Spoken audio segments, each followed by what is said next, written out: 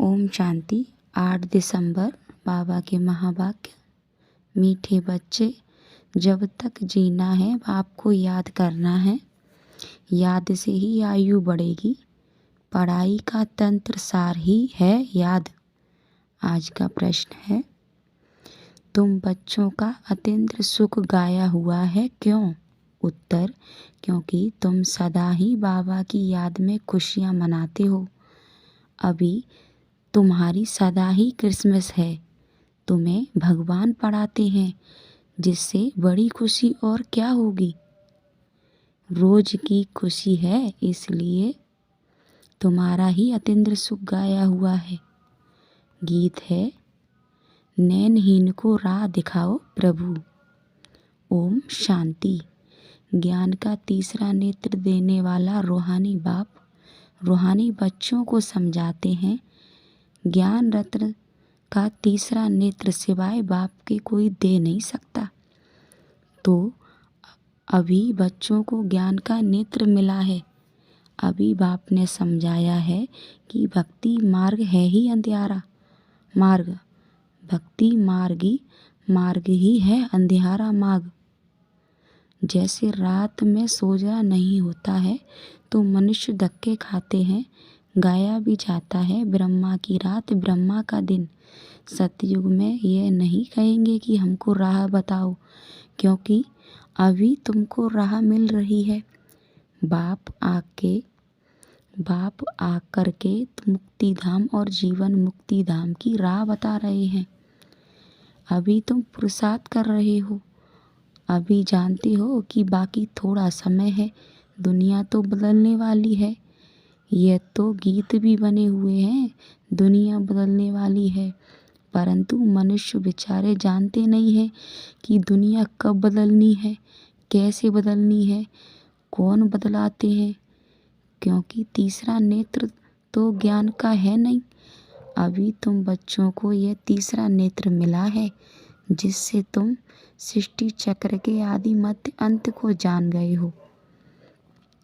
ज्ञान की स्क्रीन है ना, जैसे थोड़ी सी स्क्रीन बहुत मीठी होती है, वैसे ये ज्ञान के 2 अक्षर मनमनाभव, यही सबसे मीठी चीज है।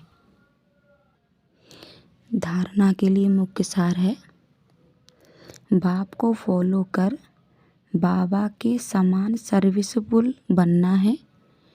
अपने को आप ही परखना है कि मैं ऊंचे से ऊंचा इम्तिहान पास करके ऊंच पद पाने के लायक हूँ। दूसरा, बाबा के डायरेक्शन पर चलकर महावीर बनना है। जैसे बाबा आत्माओं को देखते हैं, आत्माओं को पढ़ाते हैं, ऐसे आत्मा भाई भाई को देखकर बात करनी है। आज का वरदान है, श्रेष्ठता के आधार पर समीपता द्वारा कल्प की श्रेष्ठ प्रारब्ध बनाने वाले विशेष पाठधारी भव। इस मरजीवा जीवन में श्रेष्ठता का आधार 2 बातें हैं।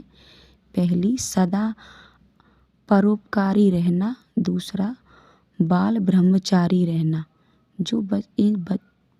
जो बच्चे इन दोनों बातों में आदि से अंत तक अखंड रहे हैं, किसी भी प्रकार की पवित्रता अर्थात स्वच्छता बार बार खंडित नहीं हुई है, तथा विश्व के प्रति और ब्राह्मण परिवार के प्रति जो सदा उपकारी हैं, ऐसे विशेष पाठधारी बाप दादा के सदा समीप रहते हैं और उनकी प्रारब्ध सारे कल्प के लिए श्रेष्ठ बन जाती है।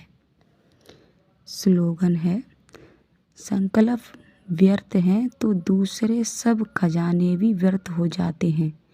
संकल्प व्यर्थ हैं तो दूसरे सब खजाने भी व्यर्थ हो जाते हैं।